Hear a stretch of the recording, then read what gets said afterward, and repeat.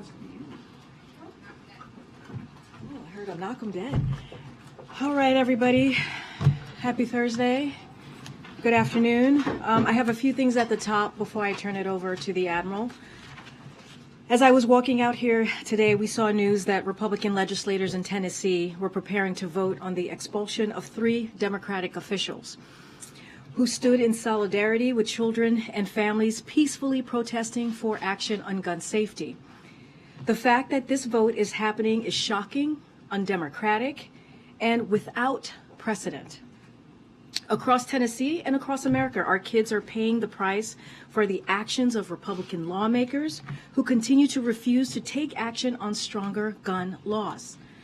The president will continue to call on Congress to take action to ban assault weapons and high-capacity magazines, require safe storage of firearms, eliminate gun manufacturers' immunity from liability, and require background checks for all gun sales.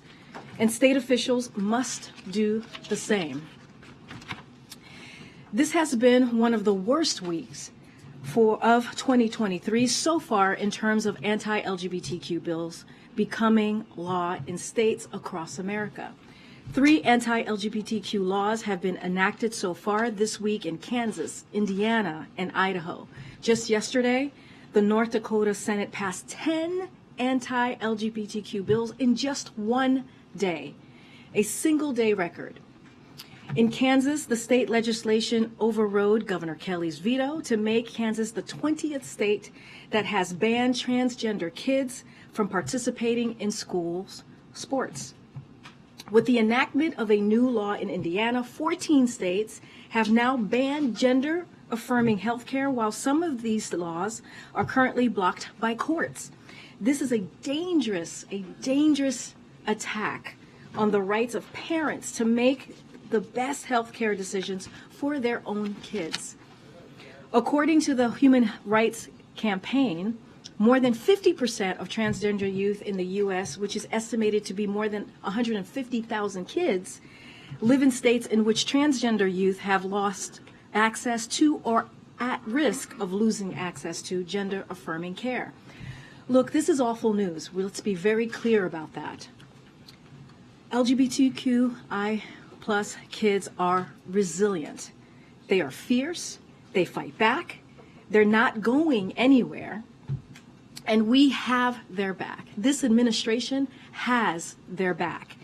We are so proud of the kids across this country who have organized protests and school walkouts to tell the politicians in their states to stop this legislative bullying. I know that these political attacks can really take toll on people's mental health. So I want to say directly to LGBTQI+ kids, you are loved just as you are, just the way you are. And if you're feeling overwhelmed, you call 988, the National Crisis Hotline, and dial the number 3 to talk to a counselor who has been specifically trained to support LGBTQI+ kids. This is a new service that the Biden administration is proud to offer during these incredibly hard times for these trans kids. Now, one last thing before we move on to the briefing on Sunday. Okay, so the in-town pool has to gather for the president's departure, and we'll just continue. So if you all want to go ahead and do that, feel free, and then we'll still continue with the briefing. So just so we can go quickly here, I want to give you guys a week ahead, as we normally do on Fridays. On Sunday, the president and the first lady. Let's do this quietly, friends. Thank you. On Sunday, the President and the First Lady will return to the White House from Camp David. On Monday, the President and the First Lady will host the 2023 White House Easter Egg Roll, a tradition dating back to 1878. A teacher for more than 30 years, First Lady Jill Biden is continuing her theme of education for the event, transforming the South Lawn and the Ellipse into a school community full of fun educational activities for children of all ages to enjoy. In addition, the time-honored traditions of rolling and hunting eggs, this year's White House Easter egg education roll, will also feature a schoolhouse activity area, reading nook, talent show, field trip to the farm, picture day, a physical education zone, a snack time tent, and more. On Tuesday through Friday, the president will travel to the United Kingdom and Ireland. The president will first travel to Belfast, Northern Ireland, from April 11th through April 12th to mark the tremendous progress since the signing of the Belfast Good Friday Agreement 25 years ago, and to underscore the readiness of the United States to support Northern Ireland's vast economic potential to the benefit of all communities. The president will then travel to Ireland from April 12th through April 14th. He will discuss our close cooperation on the full range of shared global challenges. He will also hold various engagements, including in Dublin, County Louth, and County Mayo, where he will deliver an address to celebrate the deep historic ties that link our countries and people. On Monday, we'll have some more to share about the details of that trip. Now, finally, as many of you know, over the past many months, departments and agencies key to the Afghanistan withdrawal have been conducting thorough internal after-action reviews examining their decision-making process and execution. Those reviews fed into a process looking across the administration, and today the NSC will also be releasing a document that provides our perspectives, outlines in broad strokes some of what we learned and how we have already implemented those lessons in other global challenges. My colleague, Admiral John Kirby, is here today to discuss that document and with all of you today and answer your questions. And with that, Admiral, the floor is yours.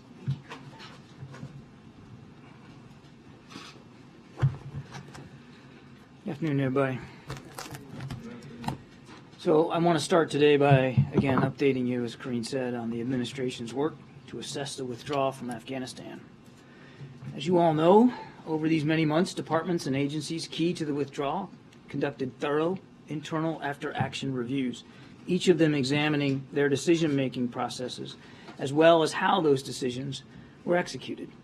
Today, they are making those reviews available to relevant committees in the Senate and in the House, as previewed by Secretaries Blinken and Austin in testimony last month.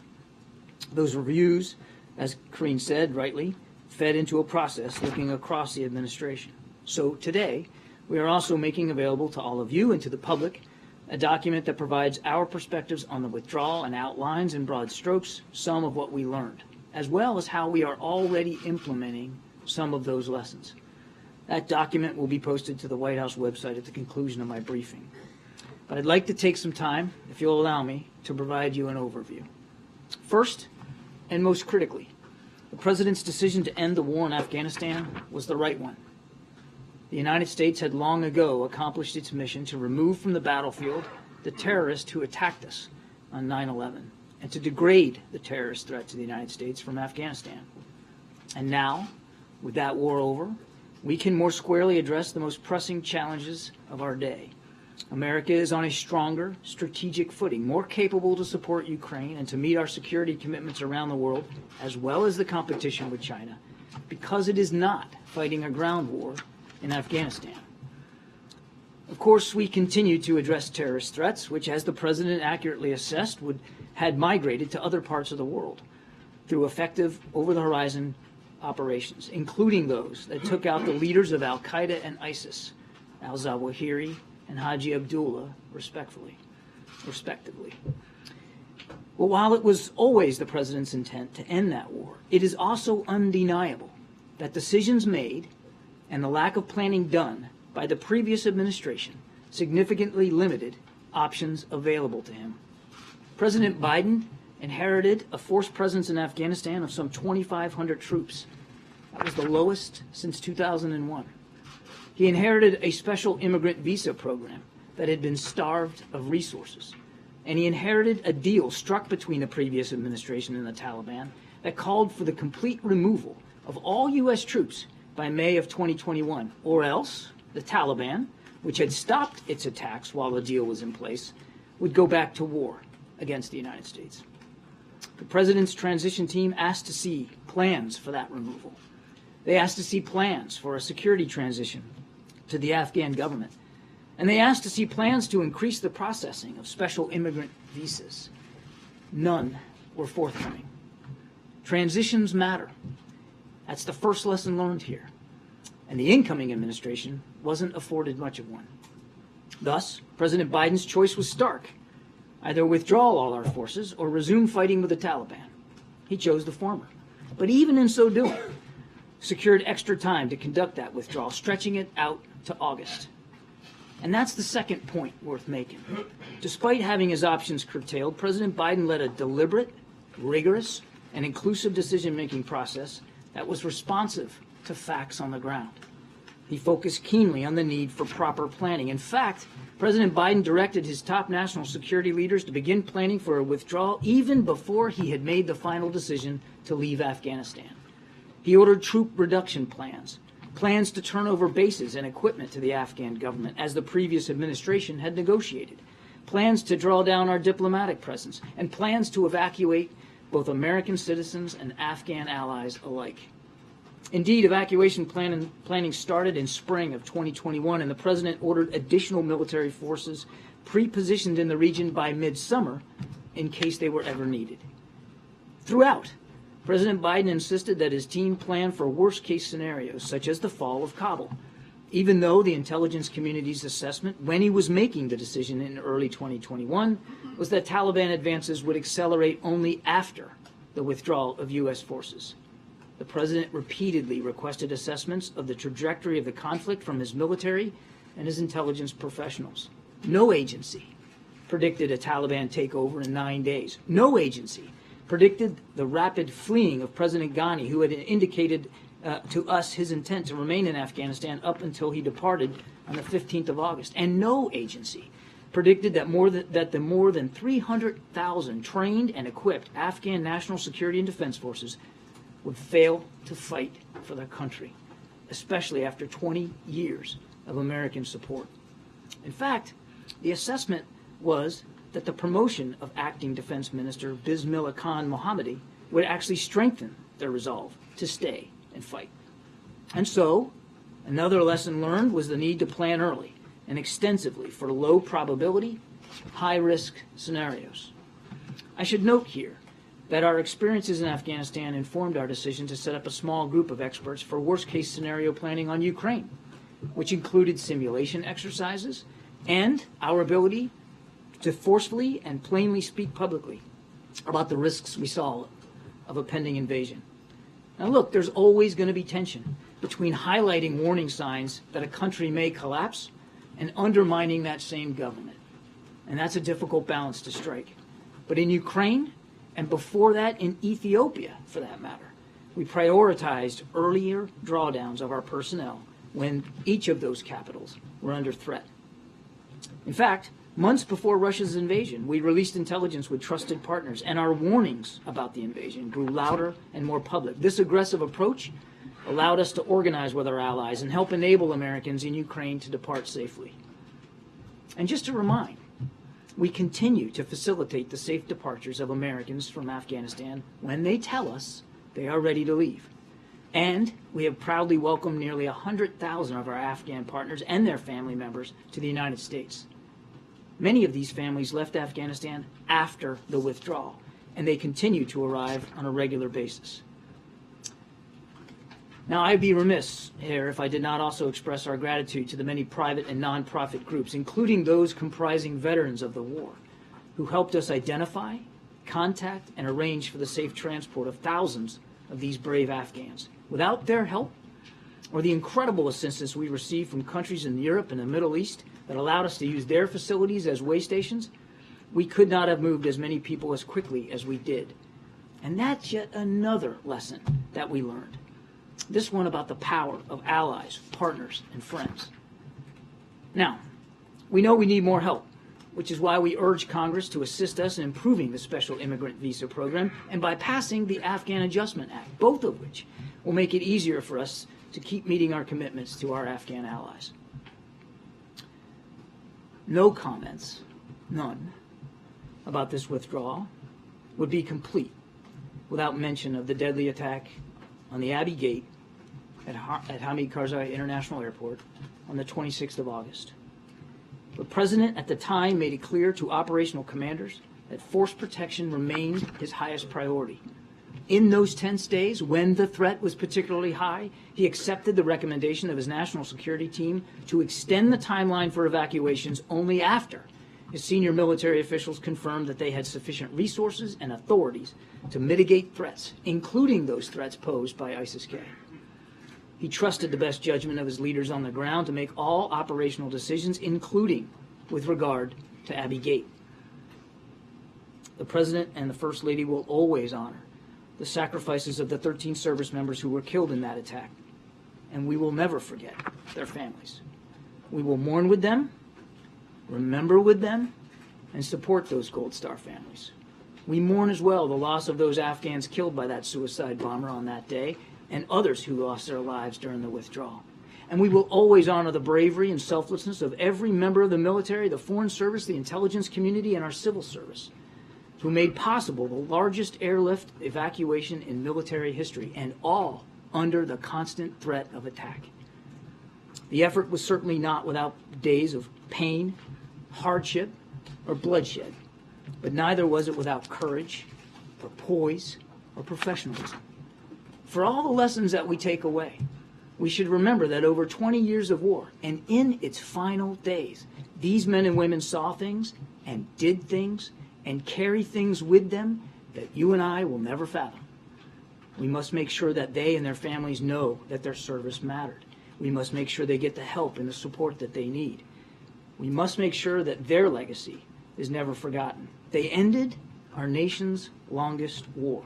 That was never going to be an easy thing to do. And as the President himself has said, it was never going to be low grade or low risk or low cost. We should be humble enough to let that also be a key lesson learned from Afghanistan. Thank you. I'll take some questions. So, John, thank you for doing this, but I think I speak on behalf of my colleagues in this room, and we want the record to reflect this was sent to us about 10 minutes before the briefing began, with little notice, and it's the very definition of a modern major holiday news dump. You're releasing this at the beginning of the high holidays, and after months of requests from Republicans and the broader public. So why today? And is this all we get? And is this a response to the studies that were done by the agencies? Or is this considered a summary? Well, there's a lot there. This is the result of months and months of work by individual agencies who are participating in the withdrawal to voluntarily review that withdrawal, which they did. And they worked through that. These documents are classified.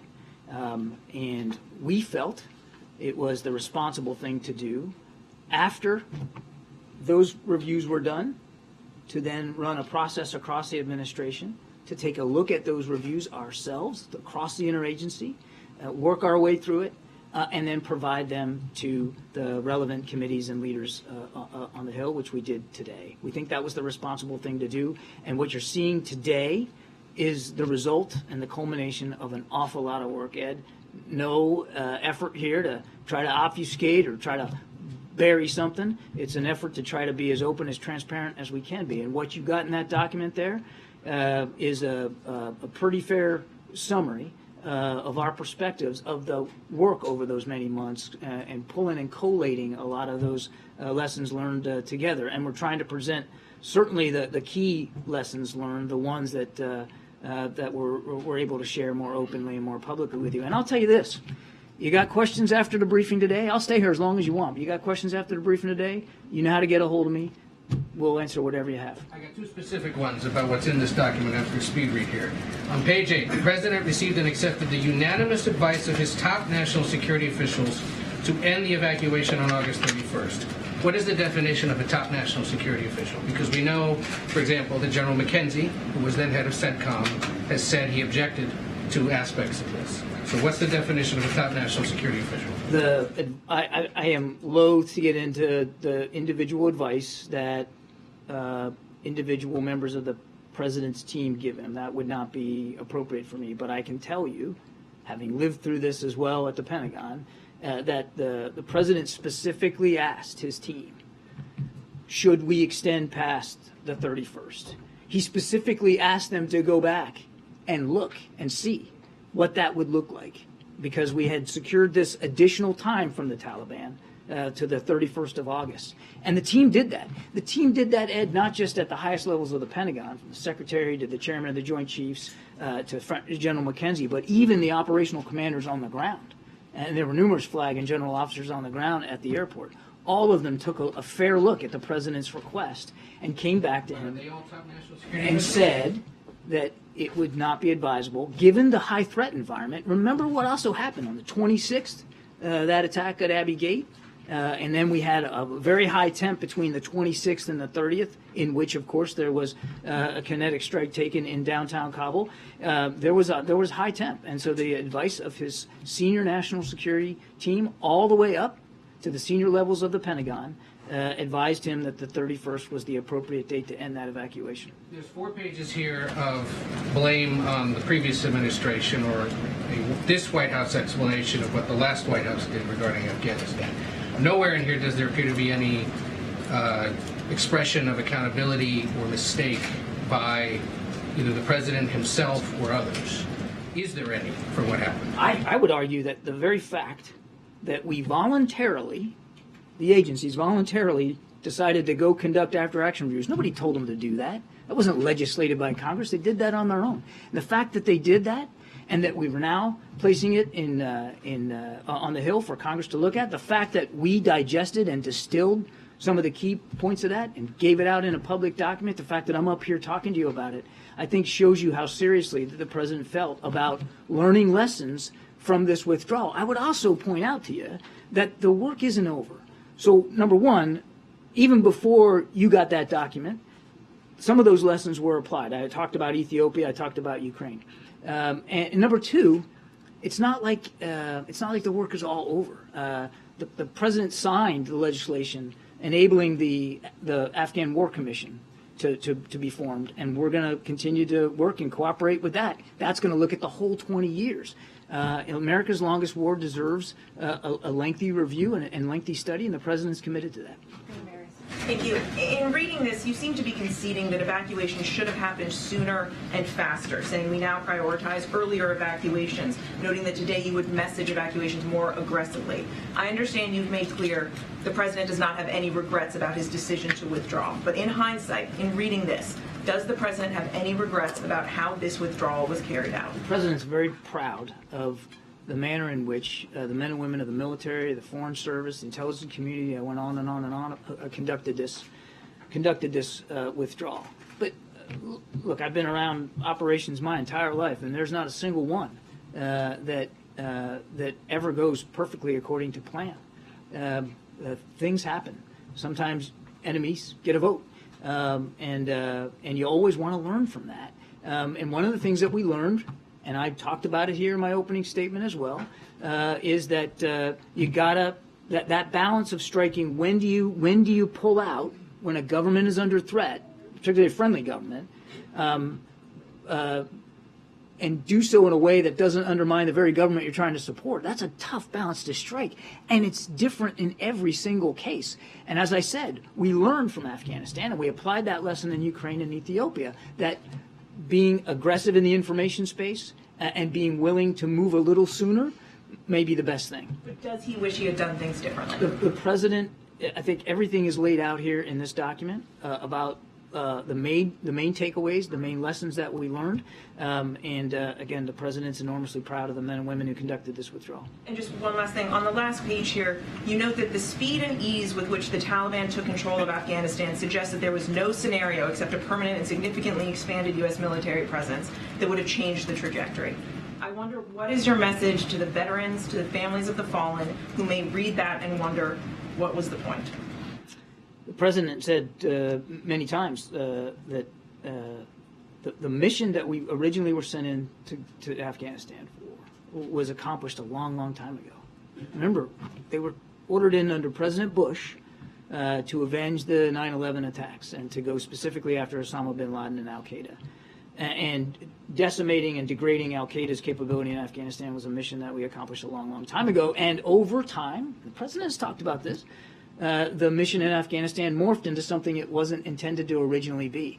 That doesn't, just because the mission changed over time under previous administrations and leadership and scenarios, doesn't mean that anybody who served in Afghanistan doesn't have something to be proud of, doesn't have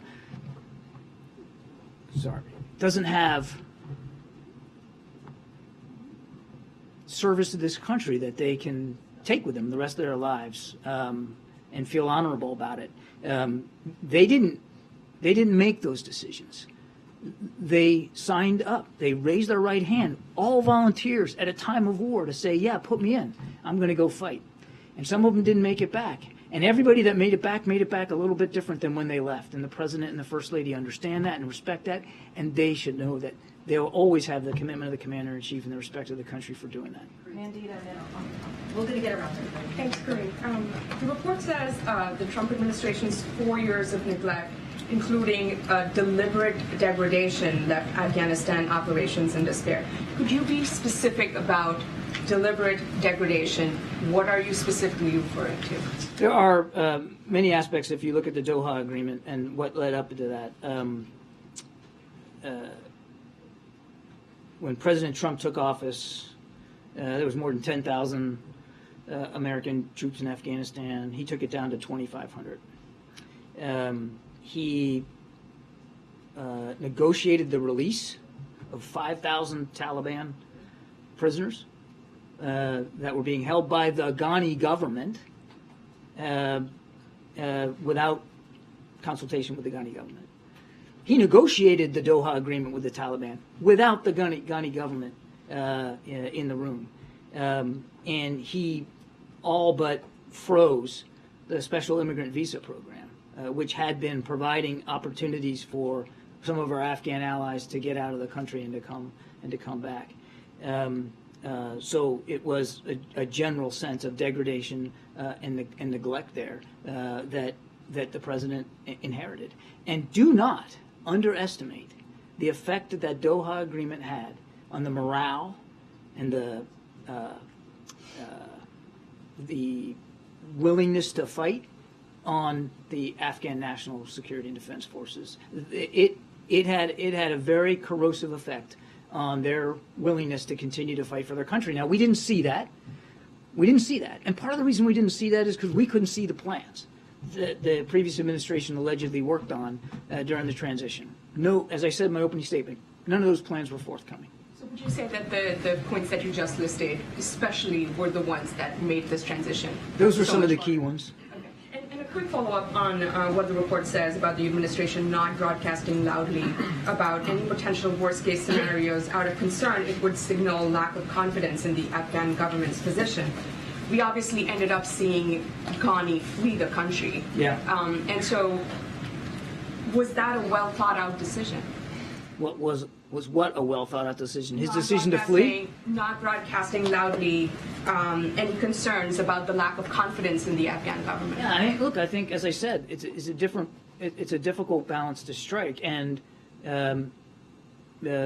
we were having internal conversations. In fact, we had conversations with the Ghani government about our concerns over what was happening in the countryside throughout Afghanistan there in early August, and where we came down on was not calling for an evacuation sooner because we didn't want the Ghani government to collapse. And we had every assurance made by President Ghani that he wasn't going anywhere, that he was still in charge, that he still had a viable administration. And so, when do you make that call? And it's difficult. It's tough to do it in the moment. And nobody can predict the future. Again, as I said, we learned from that experience and we applied a more aggressive approach, if you will, in Ethiopia and in Ukraine. But every instance is different. Every capital that's under threat is under a different kind of threat, and you have to evaluate it. Phil in the back. I'll Thank you. That summer before the withdrawal, there was a descent channel cable that was written by 23 State Department officials there at the Kabul embassy, warning that the administration, in their view, was not prepared at that moment for the withdrawal. I'm curious, did this review take that dissent cable into account? You'll have to talk to the State Department. The State Department conducted an after-action review that, and so did the DOD, and that's a question better put to them. And then one specifically, then for the president and this administration, I'm curious if there was a moment during the Afghanistan withdrawal that the president lost confidence in the assessments that were given to him by the intelligence community, and lost confidence in the intelligence community itself, given that they failed to foresee how quickly the Taliban would advance and Kabul would fall. The president knows how hard people work across the administration to try to give him the best information that they can. But it didn't stop him from asking. Throughout the entire withdrawal, he was constantly pulsing the national security team about this or that assessment, and constantly challenging the thinking, constantly looking for ways to better understand what was going on the ground. Some of the assessments that was produced, as I put in my opening statement, were proved out to be not correct. But he, again, this was an honest effort by everybody to try to get at the right outcome. No one doubts that they weren't working hard, but their assessment was flawed, and they failed in that assessment. Has anyone been held accountable for giving the president a wrong view of how things were turning out on the ground? I don't know how much intelligence you read or you get to look at every day, but let me tell you something. It's a mosaic. It's really hard. And I've yet to see an intelligence assessment that ever was 110% certain about something. They get paid to do the best they can, weaving in multiple sources of information, sometimes in real time, without even a lot of time to process. And they do the best they can. Do they always get it right? They'll be the first ones, if they were up here, to tell you they don't always get it right. And clearly we didn't get things right here with Afghanistan, about how fast the Taliban were moving across the country. I don't think we fully anticipated the degree to which they were constructing these deals in the hinterlands that kind of fell like dominoes. We didn't anticipate how fast the Afghan National Security Forces were going to fold. We're not going to fight for their country, particularly after we had, as I said, dedicated 20 years, trained and equipped them. I don't think we fully appreciated the degree of corruption that was in the officer ranks in the military. I could go on and on and on. But it doesn't mean that people weren't trying and doing their best effort to understand that. But intelligence and getting it right every single time, man, that's a tough hill to climb. Doesn't mean that they don't try. Thank you. And John, thank you for being here. It seems like page after page, this places the blame on the previous administration, starting with page 1. President Biden's choices for how to execute a withdrawal from Afghanistan were severely constrained by conditions created by his predecessor. Yeah. Let me just follow up with you on something that Ed was asking, which is, does the president take responsibility for the withdrawal and everything that happened thereafter? He's the commander-in-chief, and he absolutely has responsibility for the operations that our men and women conduct and the orders that he gives, and he continues to believe that the order to withdraw from Afghanistan was the right one. And if you just look, Kristen, at what's happened since we pulled out of Afghanistan and see what the United States military has been better able to do on behalf of the American people, I think there's only one conclusion you can come to, and that it was the right decision. And as you list the things that could have But wait, before I answer that, but you need to remember, and I get the question about the previous administration. You got to look at when he came into office, what he was walking into. He didn't negotiate with the Taliban. He didn't invite the Taliban to Camp David. He didn't release 5,000 prisoners. He didn't reduce force levels in Afghanistan to 2,500. And he didn't have an arrangement with the Taliban that they weren't attack our troops. He came in with a certain set of circumstances. He had no ability to change. He had to deal with it based on what he inherited. He had 8 months to plan, did he not? He had to take 8 months to plan because whatever plans there might have been done by the previous administration, we didn't see. And it was not apparent that there was a lot of planning done. So yes, he took some time to work through that. I don't think he could be blamed for that. In fact, he enabled and was able to secure from the Taliban extra time on the clock, because by May 1st, you might remember, they were going to come in guns a-blazing. Hang on a second. I'll get to you.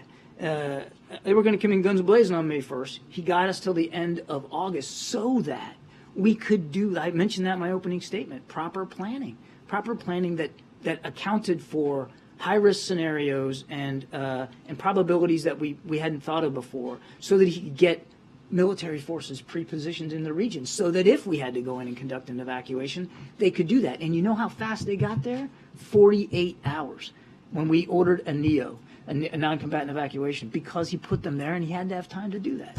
What does the president believe? What mistakes does the president believe he made? I'm not going to speak for the president on that score. What I can tell you is that, again, we've done a good faith effort here to work through the lessons learned of this withdrawal.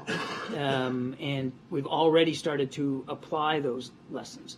The president ran a very inclusive, very rigorous, very flexible process that was responsive, as I said, to the views of operational commanders on the ground. He repeatedly asked for and received assessments almost every day about what was going on, and acted in accordance with the best judgment of his advisors, particularly military advisors, as things were unfolding. John, just finally, given the enormity of this report, given the American lives that were lost, why are we not hearing directly from the president? We are putting this forth for you and for Congress today, and I think you've heard from the president. He has talked many times about his decision to withdraw from Afghanistan, his belief that it was the right decision. He has talked publicly about the withdrawal before, and about the courage and sacrifice and the professionalism, and he has been, he and the First Lady have been very open and honest and transparent about the sorrow that they feel for those that lost their lives. Peter, and then I'll go in the back. Thanks. John, who's going to get fired over this? Peter, the purpose of the document that we're putting out today is to sort of collate the chief reviews and findings of the agencies that did after-action reviews.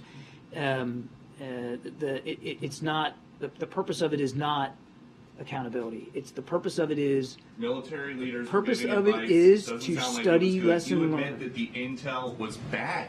So how can President Biden ever trust when they come into the Oval Office with the PDB that anything in there is legit? What I said was that intelligence is a mosaic. What if the mosaic, all the pieces are incorrect? What I said was intelligence is hard business, and they get it right a lot too.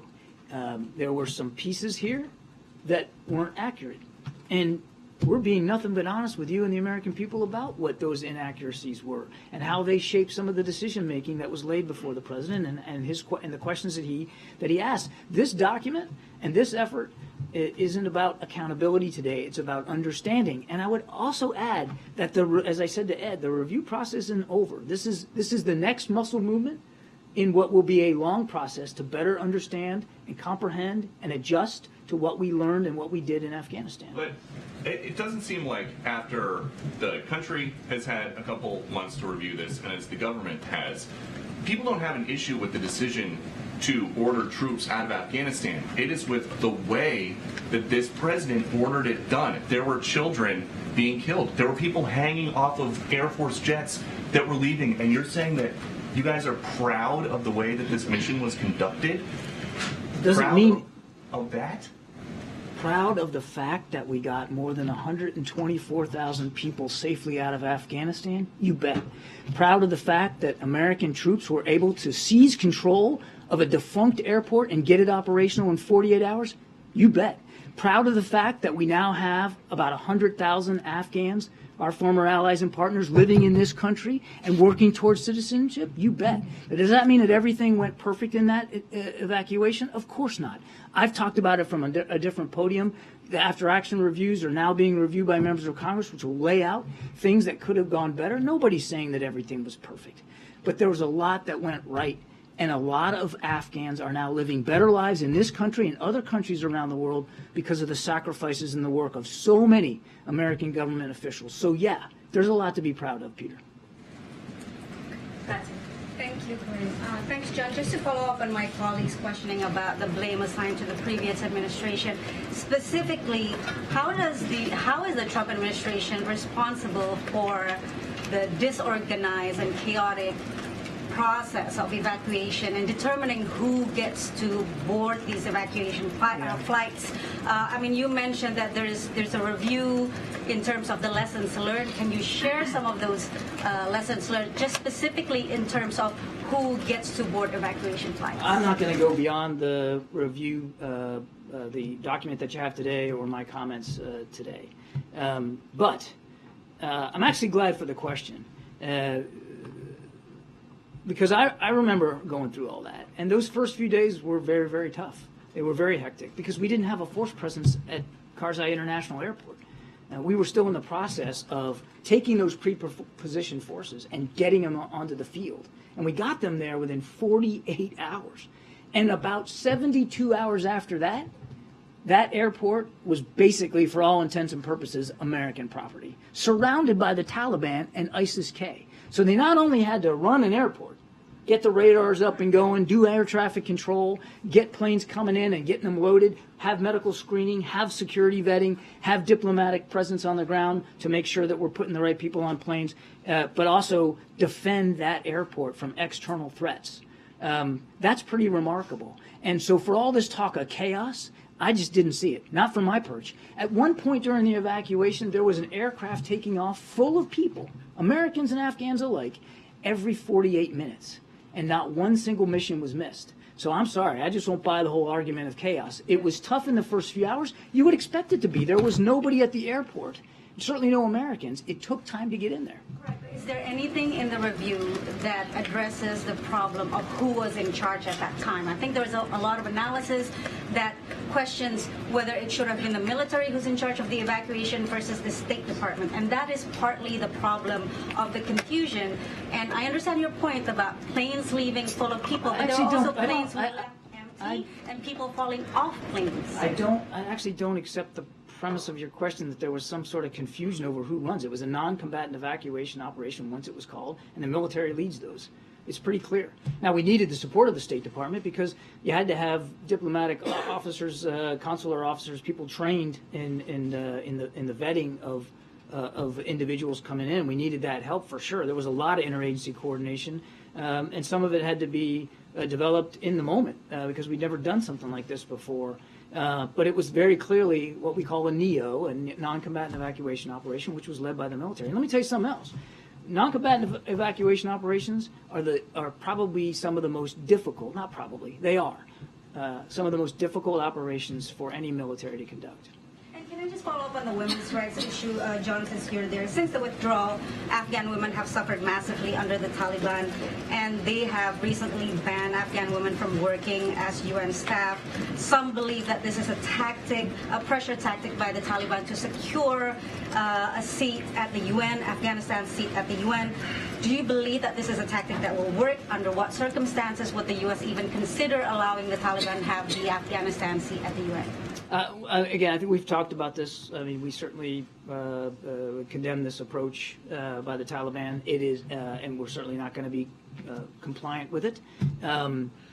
If the Taliban wants international legitimacy in whatever form, then they should answer up to the commitments they made in the Doha Agreement and in other agreements, and in this case to be respectful of the rights of women and girls, and they haven't.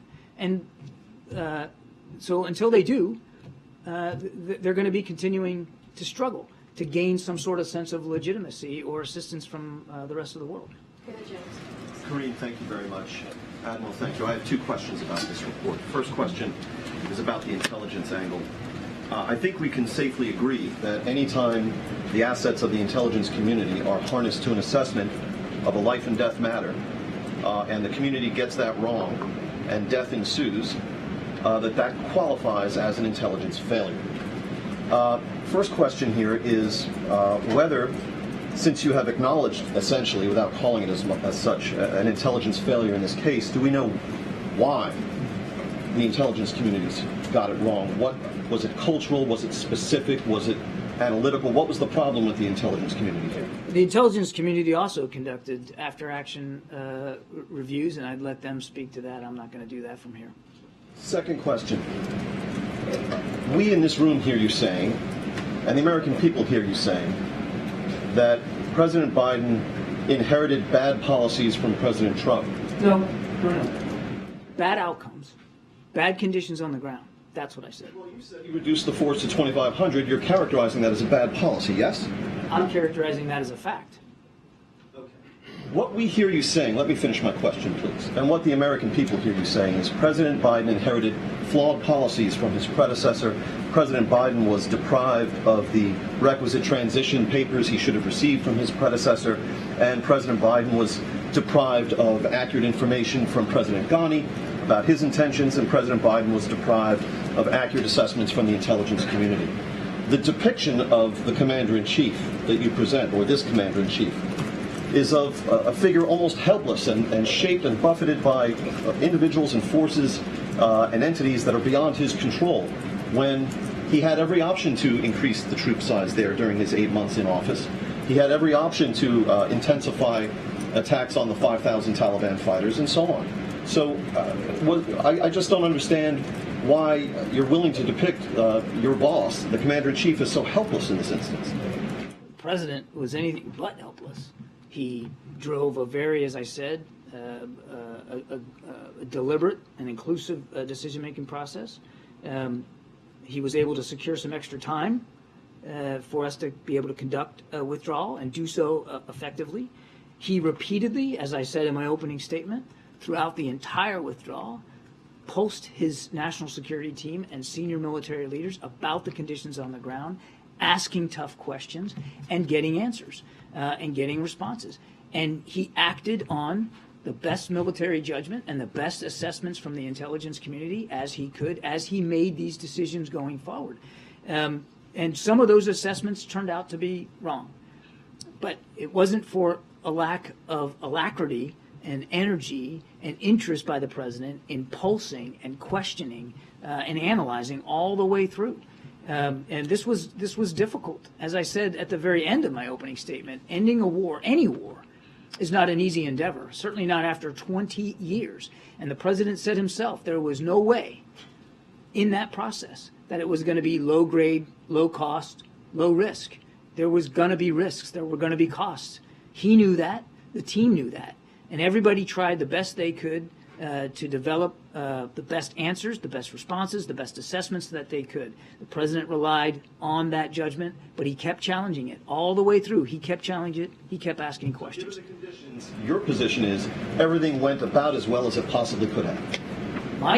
It's not my position, James. I would encourage you to take some time and look through the document, and you'll see that some of the key lessons learned that we took away are that you've got to really work hard at planning. You got to really work hard at interagency coordination.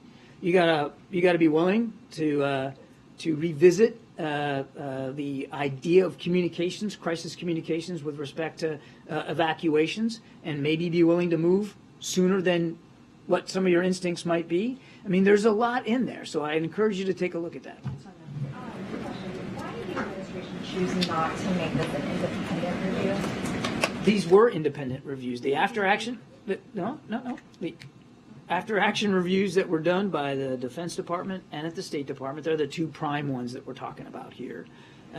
They were done completely independently. You'll see that. So fundamentally, his cabinet agencies, his cabinet leaders conducting the agency or conducting the reviews of his actions. Why not an outside commission, outside independent person to review what the administration did? Each of these agencies voluntarily conducted these reviews. The president didn't dictate to them how they were going to conduct those reviews. They each did it independently, differently, in a different way. But both state and DOD, did their reviews using independent entities, and then that was pushed up to back inside the lifelines at the State Department and the Defense Department. Both Secretary Blinken and Secretary Austin had a chance to digest it, look at them, review them, analyze those reviews, and then, of course, we once we did that, those reviews entered an interagency process where it was they were looked at in conjunction here at the National Security Council and across the interagency by multiple agencies to take a look at the work that the State Department and the Defense Department did and fashion together some even broader lessons learned, some of which we shared in that document that we gave you. And I know know you were asked earlier about releasing more beyond the 12-page report, and you talked about information just being very highly classified. But the president can obviously declassify anything that he wants. So would he do so in the interest of transparency, in the interest of the public knowing more about what happened with the withdrawal beyond the 12-page perspective of the NSC? So again, a couple of things to remember. That this is an ongoing process here. We also look forward to cooperating with the Afghan War Commission, which will take a look at the 20 years of war. These documents are sensitive and classified. We are taking an extraordinary step here to share them with members of Congress, the relevant committees and leaders. Usually with after actions, there's no requirement to do that. You don't have to do that. But the president is taking that extraordinary step to share these classified AARs, these after action reviews with members of Congress. And we believe that the real value in them lies in the fact that we can be sensitive to the information in them. And so that's why we're doing it this way. Thanks. You had said earlier this was about understanding and not accountability. I just don't know, how is this process and document not about accountability? You assign so much accountability to the Trump administration and very little comparatively to your own. After action reviews are done, it's very common practice. They are not investigations. They're not criminal proceedings. They are. They are studying. They are studying the conduct and the execution of operations or policy. And in this case, both state and DoD have now conducted these in a classified way. The idea is to learn from them, to apply those lessons learned as needed. And as I've said, we didn't wait for these reviews to be complete before we started using some of the lessons in Ethiopia, in Ukraine. That's the purpose here. The work is about understanding what happened, what went well, what could have gone better, and then learning from that so that we don't make some of those same mistakes in the future. That's what it is. It's not hunting for heads. Just a second one. You said the president, earlier somebody asked if the president takes responsibility for this withdrawal and what happened after. You answered and said he has responsibility. Does he take responsibility, and have you heard him say that? The president's the commander-in-chief. And just by dint of being the commander-in-chief, he assumes responsibility for the orders he gives, the men and women who execute those operations. And in this case, it's not just the military, and he stands by that. Way in the back. Thank you, Karine. Thank you, John. Since the withdrawal, China has increased its economic ties with Taliban. First signing oil deal in January and now eyeing mineral contracts. Is the White House concerned about these growing economic ties between China and Taliban? And can you share some comments about it? We look, our view, every country's got to take their own view here of how they're going to relate to the Taliban. We don't recognize them as an official government in Afghanistan. And as I've said before, if they want to be so recognized, at least by the United States, if they want to be seen as legitimate, then they need to own up to the promises they made about how they were going to govern that country and how they were going to treat their own people, including women and girls. Yeah, thanks, John. Just sort of still in some of the questions you've been asked about accountability. I appreciate the fact that lessons have been learned. And I assume that the president still has full confidence in his national security team that gave him the advice, which is pointed out in this summary. Why should the American people have confidence in all of those national security advisors, given what this report lays out? The president does have trust and confidence in his national security team. And he did ask a lot of questions. And there was some assessments passed to him that proved faulty, that proved to be wrong, that proved to not shake out the way he had been given to understand that they would. But in the aggregate, as he looks across all the work that the national security team continues to do, before and since the withdrawal from Afghanistan, he continues to conclude that this is an extraordinarily talented group of leaders. And as you know, as I said in my opening statement, as painful at times as the withdrawal was, it wasn't without its moments of courage and poise, and it doesn't mean that it wasn't worth doing, ending that war in Afghanistan, because if you just take a look at what we've been able to do for Ukraine and how we've been able to really step up in the competition against China and deal with some of the tensions in the Indo-Pacific, it's difficult to say that we would have been able to do all that we did over the last year or so without, if we were still dragged down on the ground in Afghanistan. In fact, Putin and Xi probably would like nothing better than for us to still be bogged down in a ground war in Afghanistan. Sorry, if I could just follow up. Kristen asked a question earlier. This report, this summary of your perspectives came out as the president was on his way to the Camp David retreat for the Easter weekend. When should we anticipate an opportunity for the president to stand for our questions about the findings in this document? I don't have anything on his schedule to speak to. John, I have two questions. One will be on a different topic. I'll start with that one. The president's leaving for Northern Ireland fairly soon. Yeah. Are there any plans for him to meet with representatives of Sinn Féin and the DUP to try and resolve the impasse that's kept a functioning devolved government from being in place? Yeah, I tell you, we're going to have, as Karine said at the top, we'll have more to talk about in terms of the specific agenda items on Monday before we leave. Okay, and on Afghanistan, this document says there was no such plans for withdrawal in place when President Biden came into office. No plans were shared during the transition. Were there any attempts to speak with former Trump officials about whether there were plans? And does the lack of plans in place indicate that they deliberately sabotaged the incoming administration by not continuing to plan, dropping plans that were in place, or they might have been working on?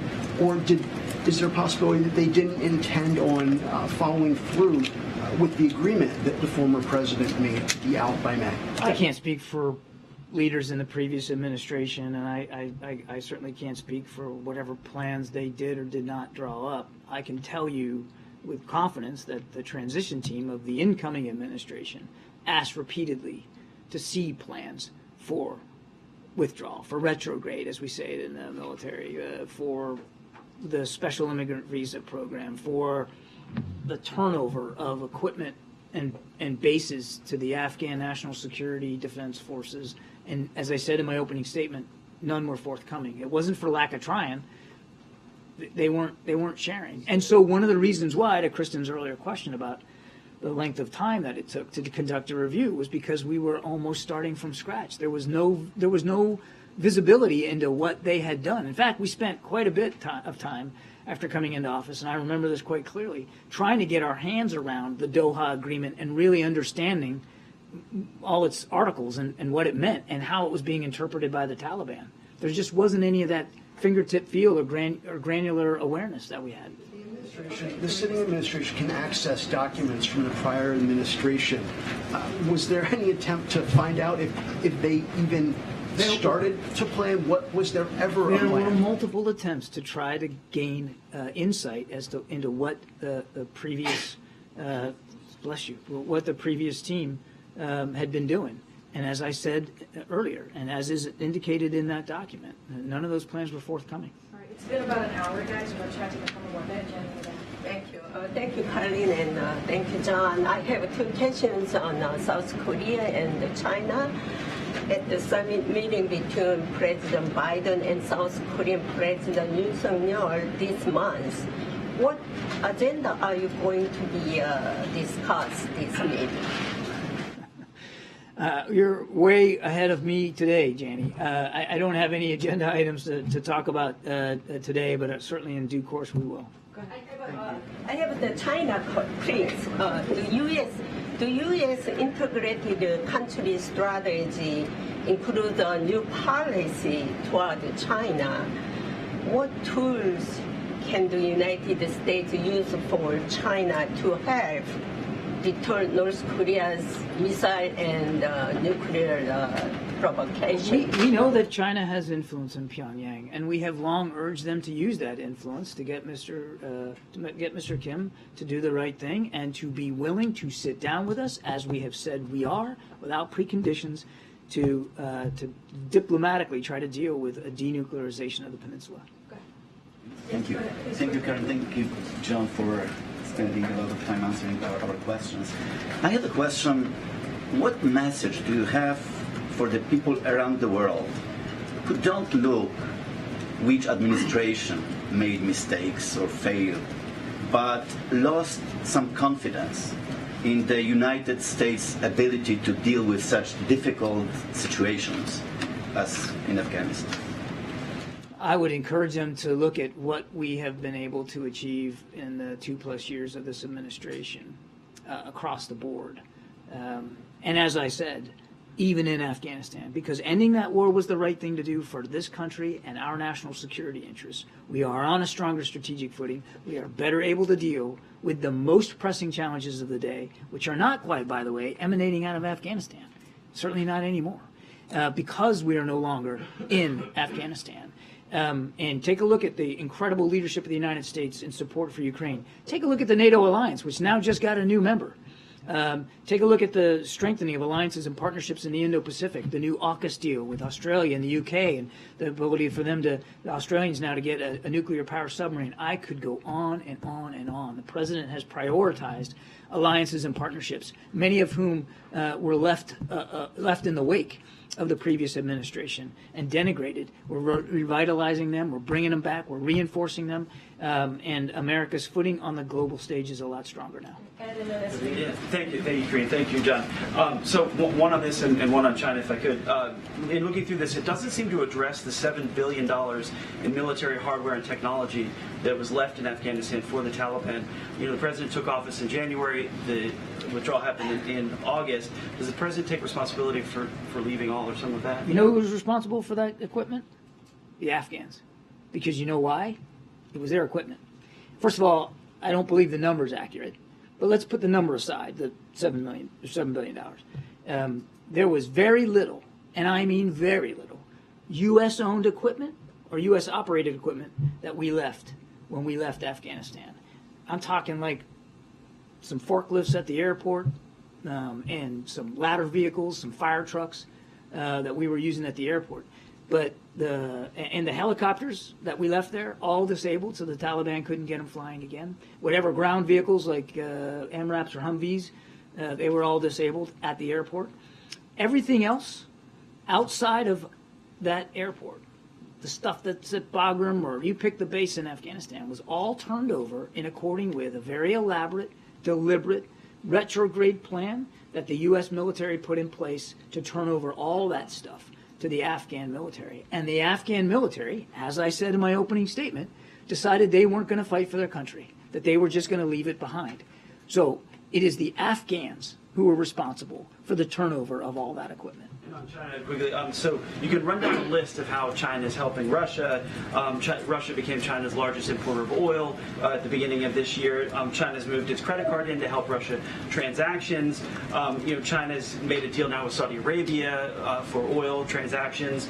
They're making a deal. They're working with Brazil to move off the U.S. dollar. At what point does the president stand up and more loudly tell China to A, cut it out, or B, counter some of China's anti-U.S. actions? We're in a strategic competition with China, and we have made it clear to Chinese officials that we don't think this is a time for anybody to be supporting, in one of the cases you had, Mr. Putin's ability to profit off of oil on the market so that he can continue to kill more Ukrainians. One of the reasons why the president sat down with President Xi in Bali was to deliver some of those messages. We believe it is a competition, and we believe the United States is well poised to win that competition. We don't seek conflict with China, but we are not at all unabashed, or we are unabashed and unafraid to make it clear to the Chinese that we're going to do what we have to do to protect our national security interests. And again, this is no time to be in partnership with Vladimir Putin. Yeah, thanks. And just wanted to clarify what Andrew was asking about. After January 20th, 2021, there was no ability to find plans for withdrawal and orderly withdrawal. Is that what I'm inferring what you said about the previous administration's plans. Well, once you come in, you do the best you can because now you own things. You can look and see what was done, and you can study it. Was there anything done after, not talking about the transition, but after you came into office? Well, look, for one example I can give you for sure is that one of the early trips of 2021 that Secretary Austin made was to Kabul.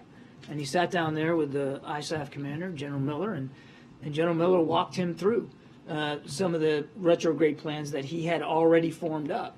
And that acted as a basis for what we eventually executed on. But it doesn't mean that we didn't order or look for amendments and changes and that kind of thing. That's one example. I can't speak about every agency and what plans they may or may not have fallen in on. The problem is there was no visibility on that in the transition. You have a very brief period of time between election night and inauguration. And Afghanistan was one of the chief foreign policy concerns the president had coming in. And the team desperately wanted to understand the Doha Agreement, wanted to talk to experts, wanted to talk to planners, wanted to see what had been done. Because the president had already made a commitment that he wanted to end that war, but he wanted to do it responsibly. We couldn't find out exactly what the previous administration had done on paper. And that's difficult. So you say, okay, well, January 20th, it's all available to you, but he shouldn't have had to wait until January 20th to get access to that. It would have been better, wouldn't it, I think, for everybody, if we could come in, with deck running there right on the 20th. On the former president has now been saying several times that, number one, China is actually running Bagram now, and it was $85 billion in brand new equipment better than we actually have. Can you address that, please? I don't get the last claim. What? I'm just asking. I can't address. I don't understand it. I'm going to go back to the answer before. It's important because this is getting well misunderstood out there. There was a retrograde plan working towards withdrawal, where bases that we were operating out of and equipment that we had that we believed the Afghans could and should keep were turned over to them in a very thoughtful, orderly way, all the way from spring well into summer. Once you turn it over, it's just like what we're doing in Ukraine. We give Ukraine artillery ammunition, Stinger anti-air missiles, Javelin anti-tank. It's their stuff at that point, not the Americans. It's their stuff. That stuff belonged to the Afghans. And so this argument is just ludicrous, that we left millions of dollars of stuff in Afghanistan. We didn't. We turned it over, as the previous administration would have done too, because part of their thinking was they were going to have to turn this material over. It was turned over appropriately and carefully and deliberately with the Afghan National Security Defense Forces. Thank you. Just one quick question on the Wall Street Journal. Do you have any insight into why the Russians are refusing him consular access, and do you have any updates on efforts by the I wish we did. I wish we did, Sabrina. We still haven't been able to get consular access, and that's an issue that we continually bring up through our embassy in Moscow with the Russians. I wish I had a good answer for that because it's inexcusable. We need to get consular access to Evan. At what point would the administration explore a potential prisoner swap with Russia? I won't get ahead of where we are, and I think you can understand why we would certainly want to talk about potential negotiations here from the podium. We're at a very early stage here. Main goal is to get consular access to him so we can have that contact and that connectivity. We're doing what we can to keep his employer and the family informed. Our focus is squarely on that right now. Two, really quickly on Afghanistan and then Israel. When did President Biden get the after-action report, and has he read through the entire report? The president has been fully briefed on both after-action reports, and he certainly has been briefed and had input on the document that you see before you today. And then on the when, I would tell you that, to Ed's question, I mean, this is a process, and he has stayed in touch with the State Department and the Defense Department as they have worked through their after-action reviews. And then are there plans to release each of the department's reports to their respective workforces? I mean, there's people who worked on this withdrawal who want to learn the findings. These are classified reports. I do not anticipate any release of them publicly or in a more broad fashion, but that's a better question put to the agencies. And then on the situation in Israel, how concerned is the White House that this could escalate into a Very concerned. situation and conflict? Yeah, we're very concerned about the violence there. We see now it increased more attacks in the last 24 hours. We're deeply concerned about that, and we call on all sides to de-escalate, reduce the violence. Thanks. In February 2022, the Pentagon, about the Abbey Gate bombing, gave a very detailed, minute-by-minute account, very graphic nature of what happened. Why not do something more like that about this? That was very public. Why not give more details about what had happened leading up to Afghanistan, as well as the withdrawal, as well as all the chaos that happened? You're talking about an event on a single day that the military investigated and reviewed the investigation of, and yes, they made public not everything about that investigation, but as much as they possibly could. That's different than taking a look at a withdrawal that took place over 2 weeks and involved multiple agencies. And again, I remind you that these agencies voluntarily decided on their own to do these after-action reviews with the president's, of course, full support, because he wanted to know as well. And the result coming back are sensitive classified documents. And there's no obligation to even share those with members of Congress, but we're doing that. Jake Sullivan promised a hot wash, I think is the word he used to describe what would come out of that. That certainly sounded like a very detailed accounting. And you say this is not about accountability, but how does the American people trust that the United States has learned from the mistakes that were made if they do not see those mistakes and see the administration acknowledging them, being public with them, and how they're going to address them? I think that's what I'm doing today.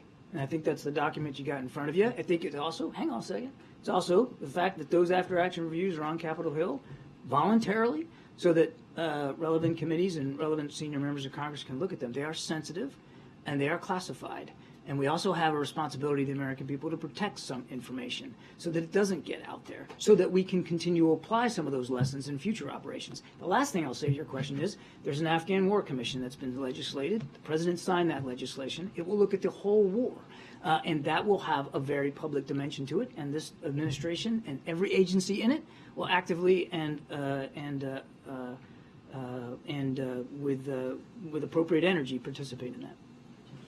I know you said you'll have more on the trip, but I have a quick question. We have to start out today that the UK is seeking to restart trade talks with the U.S., with Prime Minister Sunak.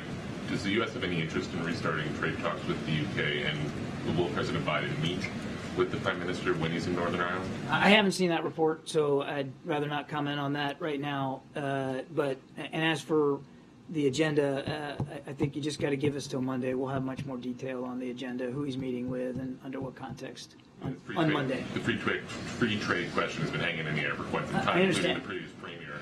Has the administration's position changed? You all seem pretty cool to the idea. I understand. I have nothing for you on that. All right, just a couple more. 2 questions on Ukraine. Thank you, John.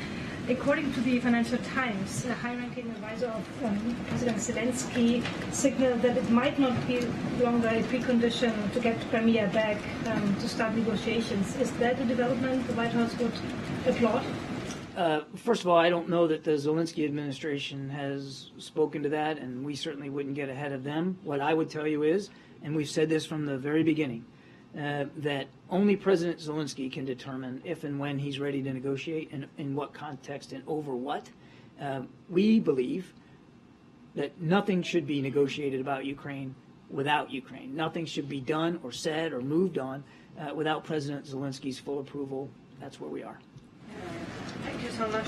One on China, where tensions are flaring up again, especially on Taiwan, with warships being deployed, etc. Can you update us of what channels of communication are currently open between the administration and China? Is there a functional military channel in case of tensions arising? What's the state of communication between The lines of communication with China remain open. We have communicated to China privately. We've certainly done it publicly here with y'all, that there's no reason for them to overreact to this transit. It's not uncommon for these transits to happen. They're private, they're unofficial. We would urge China not to overreact. Just 2 more. So Biden ended the humanitarian parole for Afghans starting after October 1st, and benefits end later this summer. What's going to happen to them? I think I'd have to, let me take that question, but I'll also, while I do that, I'm going to refer you to the State Department. They'll have more details on that. And a second question, there was reporting about secret annexes to the agreement, the peace agreement that contributed to the Afghan offenses of 2021. Did the Biden administration review those annexes? What did they contain? I'm not going to talk about what they contain, but will the administration release them? I'm not going to talk about things that are classified. But we had an opportunity after coming into office to review in more detail the Doha Agreement and all the associated articles and pieces of it. And I would just go back to what I said before, that I think it would be difficult to overstate the impact of that Doha Agreement on the Afghans' willingness to trust us, on their willingness to stay and fight for their country, and on the general morale of the Afghan people once the deal, became publicly known. It was a clear sign that America was heading for the exits and doing so in a hurry, and it had a dramatic effect on the Afghan National Security Forces. Thank you. You said that this was just, on the withdrawal, you said that this was just one step, this report, in a better understanding, better comprehending the withdrawal, and the adjustments made accordingly afterwards. Are there any additional steps that you guys are taking? Is this the absolute final report? No, there's an Afghan War Commission. In addition, or any additional final report aside from this that we can expect to see? These are the after-action reports of the agencies that were most heavily involved in the withdrawal. I know of no additional after-action reviews that are being done or planned to being done. Again, they were fed into a larger administration process that the National Security Council worked to sort of coalesce these lessons learned, and the result of that extra work by the interagency is what you see before you today. One more on a separate matter.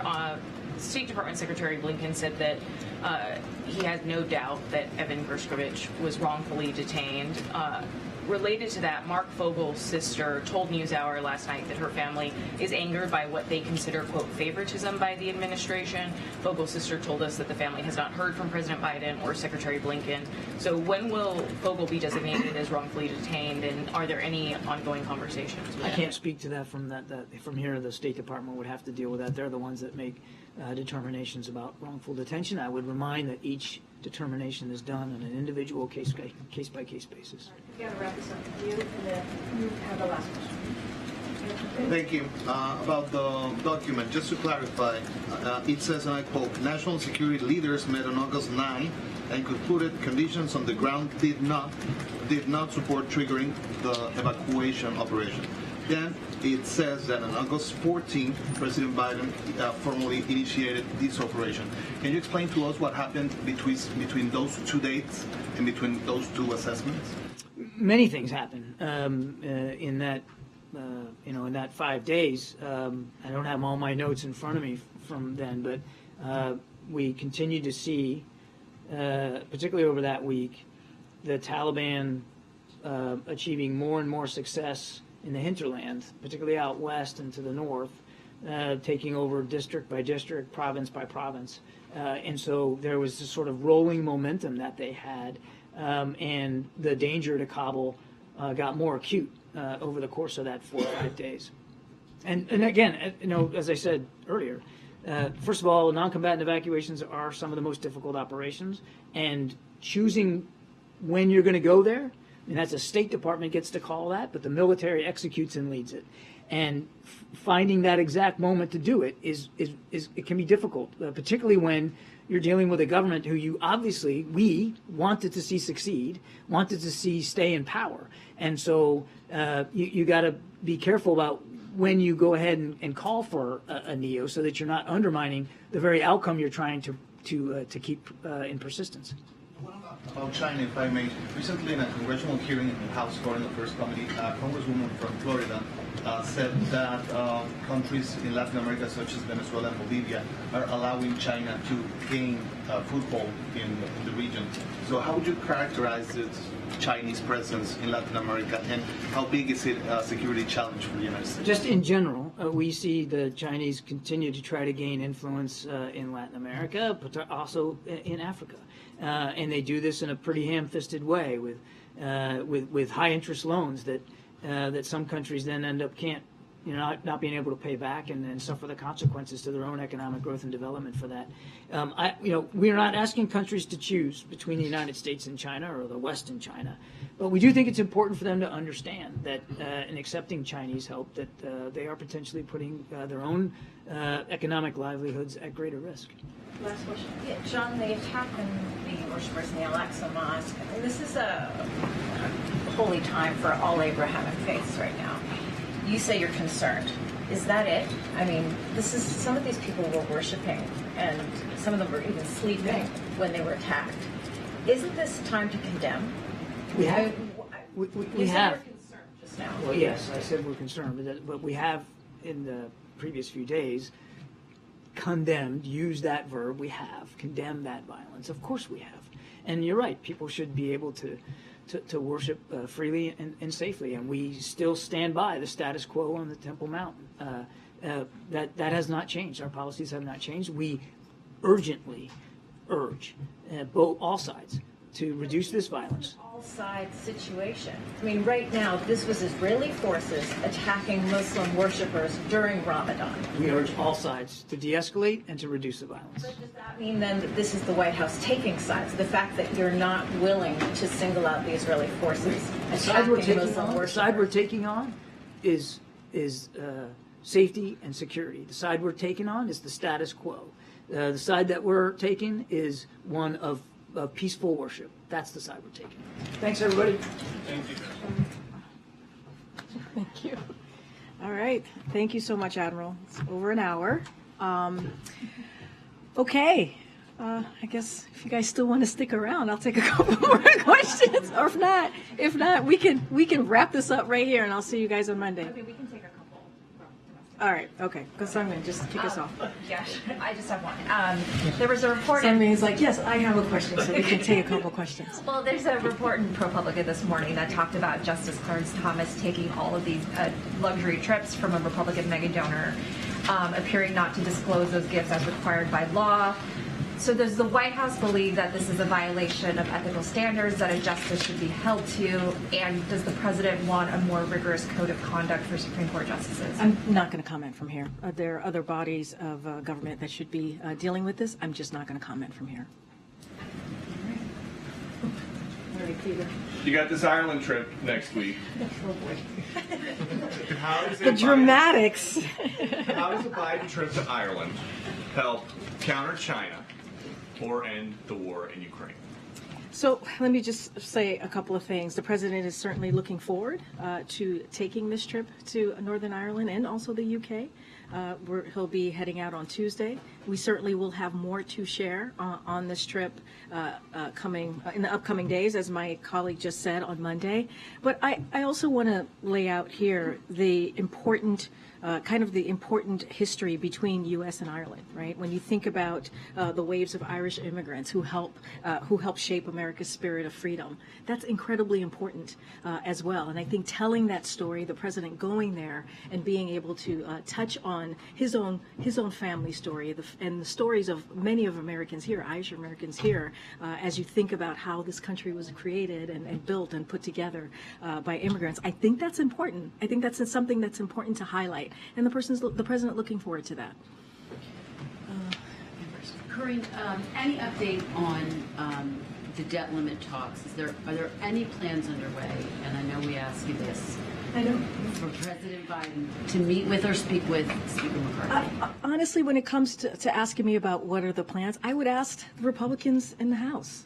It is their constitutional duty, as we have said over and over again in the last 3 times in the last administration. Democrats met with and joined Republicans to get this done, to get something that is so critical to the American people, to taxpayers, to veterans, to seniors. And so that's actually a question for House Republicans to answer.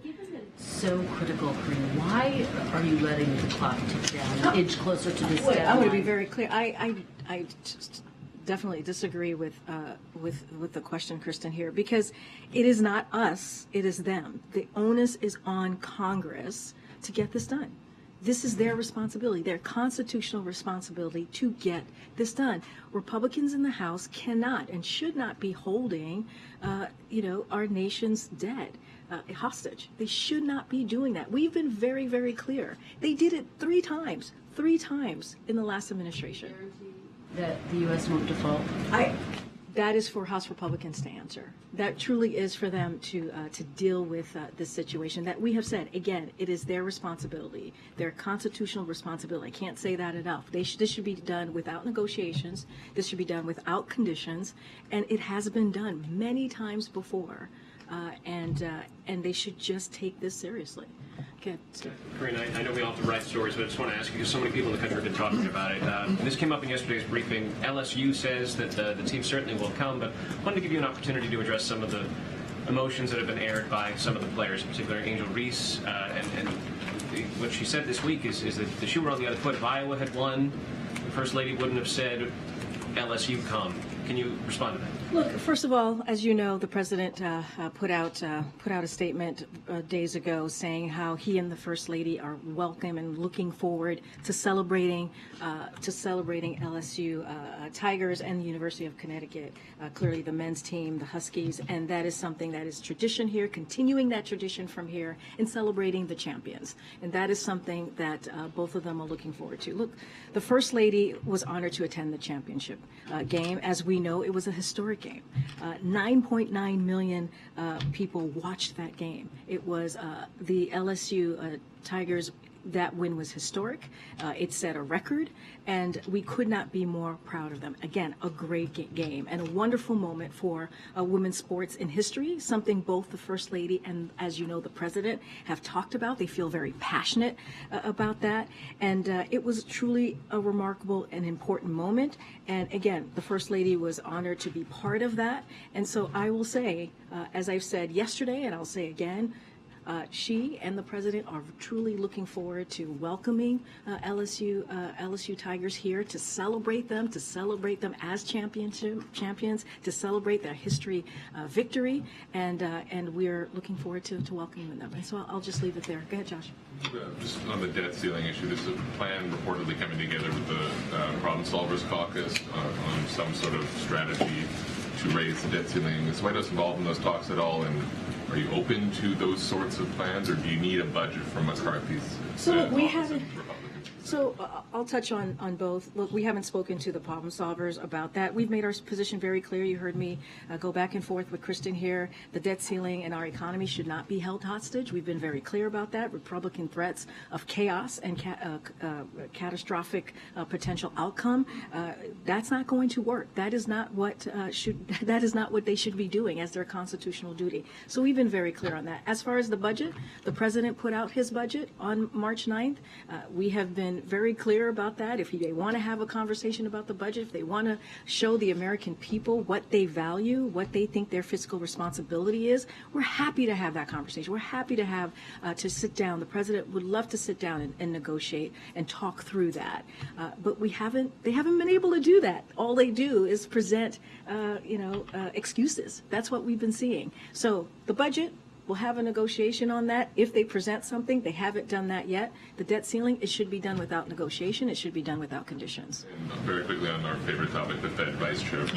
Very interested. Bloomberg caring about the vice chair. The Fed and the vice chair are just surprising to me. Today is 6 weeks since you said it would be announced in the near future. What changed, or what's the status? It is definitely a priority for the president. I know, we understand how important this is, clearly. And so once we have a decision that is made by the president, certainly we will be sharing that. I just don't have anything to share at this time. message to Senator Menendez, who's called for a Latino candidate? I don't have a message. We are going to follow the process that we always do when we nominate critical candidates, important candidates. We do this in a way that's clearly looking at qualified, diverse candidates. But I'm just not going to get into specifics on his particular question or ask, I should say. All right, Mandy. I know you don't want to comment on the Clarence Thomas report specifically, but broadly, do you think the White House, broadly, do you think the Supreme Court, needs to impose ethics rules that lower federal courts are subjected to? That's something for the Supreme Court to speak to. I'm just not going to comment on this at this time. Do you think Congress needs to act? That is something for Congress to discuss. I'm just not going to comment on this at this time. All right, I'll take one more. Hi, thank you so much. So we've just seen the accession of Sweden and Finland to NATO. We're 3 months away from the NATO Leaders Summit in July. President Zelensky and some Eastern member states would like to see Ukraine presented with a path to citizenship, to NATO membership. Is President Biden opposed to that idea? And what causes the administration's hesitation? Is it, if that exists, is it a fear of provoking Russia, or is it apprehension that U.S. troops would have to deploy if Ukraine joins NATO before Russia leaves? So we've spoken to this a couple of times. Look, our position is pretty clear when it comes to NATO accession, and for decades we support an open door policy for NATO. Any decision on membership is between NATO allies and countries aspiring to join NATO, and right now we're focused on supporting Ukraine's efforts, and we're focusing on making sure that the Ukrainian people have what they need to fight for their freedom. And so you've seen us do that. You've seen us announce security assistance for Ukraine this past year. We have been leading in that effort. We have been also really holding NATO together, holding the West, making sure that they are aligned. And you've seen that throughout this year. And so we're going to continue to make sure that they have the economic and security assistance needed to continue to fight bravely this aggression from Russia that we have seen for over a year now. But again, this is something for between NATO allies and NATO countries to decide. The U.S. is a NATO ally and has been the leader in those efforts for Ukraine and uniting the world. They have a lot of say over whether Ukraine will be presented with this path to possible membership.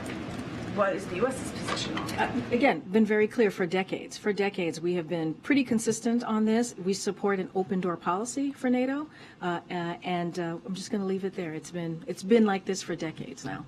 All right. Yeah. Okay. I'm getting the pull here. All right. I'll see you guys on Monday. Have a great weekend and happy Easter. Thank you, Karine.